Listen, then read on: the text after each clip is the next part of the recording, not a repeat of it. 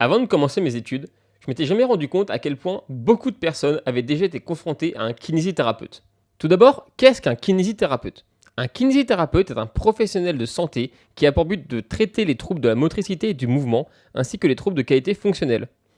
Son travail inclut un bilan et un diagnostic kiné et une prise en charge qui peut durer de plusieurs semaines à plusieurs mois, voire années.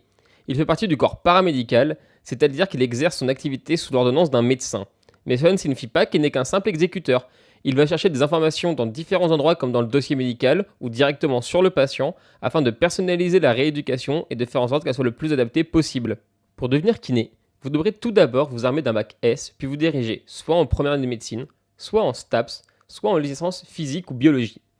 Si vous choisissez médecine, vous devrez vous battre et vous hisser parmi les meilleurs contre 1500 autres étudiants par fac qui ne vont pas forcément devenir kiné.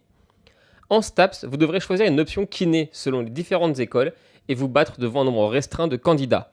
En licence, vous devrez faire une lettre de motivation, suivre une option anatomie et les moyennes du semestre joueront dans l'accès à kiné. Bravo, vous voilà arrivé en école. Mais qu'allez-vous donc y faire? Assez logiquement, vous allez apprendre l'anatomie du corps humain ainsi que le fonctionnement des articulations et des techniques de mobilisation et de rééducation appliquées dans différents champs comme la pédiatrie, les enfants, la gériatrie, les personnes âgées ou la traumatologie, les fractures et leur traitement par exemple. Petit détail à noter, on pratique les uns sur les autres et donc on passe notre temps en sous-vêtements à se faire masser. Et je sais que vous êtes pudique à votre âge, mais ne vous inquiétez pas, on le vit plutôt bien. En aparté, je suis plus là pour parler de mon métier, mais je vais quand même vous faire un écart pour présenter rapidement mon école. Je viens de l'EFOM, la plus vieille école de kiné en France. Et nous avons, comme chaque école, notre petite réputation et notre spécialité. Nous sommes très axés sur les massages et les levées de tension, des techniques qui nous permettent de faire céder tout ce qui est tension musculaire. Nous avons plutôt une des meilleures réputations en France, avec une formation qui est basée sur une volonté d'exigence et d'excellence, mais cela se paye par un travail plus dur pour les étudiants. Mais revenons à ces études justement. Ces études dureront 4 ans et vous serez évalué tant sur des connaissances théoriques que sur des connaissances pratiques. Vous aurez aussi des stages qui viendront ponctuer la formation où vous rencontrerez des tuteurs diplômés qui pourront vous aider à parfaire vos techniques et où vous pourrez rencontrer des situations vous mettant directement en contact avec le patient. Si je devais faire un point sur ma propre expérience, je ne le regrette en aucun point, que ce soit l'école ou la formation. Je travaille énormément, j'ai des plannings assez chargés, mais je réussis quand même à avoir une vie à côté et je fais même des vidéos. Et je remplacerai pour rien au monde mon contact avec les patients et le plaisir de pouvoir les aider. Et voilà, vous venez de décrocher votre diplôme. Mais où pratique un kiné? Eh bien, pour faire simple, on peut dire partout. Un kiné peut travailler dans un hôpital ou dans un centre de rééducation, entouré d'autres collègues de rééducation tels que les ergothérapeutes ou les orthophonistes, ou dans un cabinet libéral où il aura le choix de ses horaires et une plus grande liberté de pratique.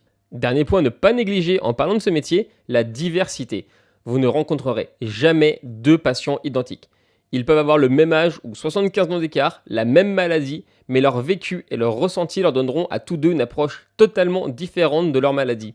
L'un pourra guérir plus vite, l'autre pourra être plus appliqué dans les exercices, l'un pourra être dépressif, l'autre pourrait ne pas avoir confiance dans les kinés, et je pourrais continuer très longtemps comme ça.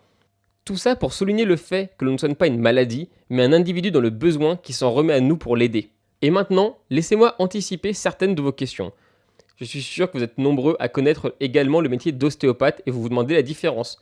Les kinés sont des professionnels de santé diplômés d'État avec une formation régulée par les agences gouvernementales et nous sommes confrontés à des pathologies. Les ostéopathes sont des professionnels du bien-être et font des études privées non régulées dans des instituts qui peuvent être chers et qui ont des champs d'action légaux bien moins importants que les kinés. Et la kiné, c'est remboursé par la Sécu. Et j'imagine que vous avez déjà entendu parler de la légende comme quoi les kinés étaient en vacances 6 mois par an. Alors ça a l'air cool dit comme ça, et c'est sûr qu'on n'est peut-être pas les plus à plaindre, mais on reste quand même loin de là.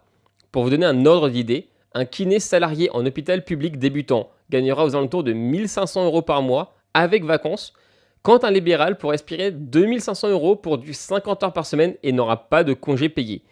Il y a du bon dans les deux, c'est vraiment selon sa préférence personnelle. Si vous avez encore des questions, n'hésitez pas à aller voir directement des kinés, ils sont super sociables et répondent en général volontiers aux questions sur leur profession. Vous pouvez même espérer pouvoir passer quelques jours de stage si vous êtes vraiment intéressé par le métier. Merci de votre attention, j'espère que j'aurai réussi à susciter un intérêt chez quelques-uns d'entre vous. Je vous souhaite une bonne continuation et espère vous croiser un de ces jours dans mon école. Ciao!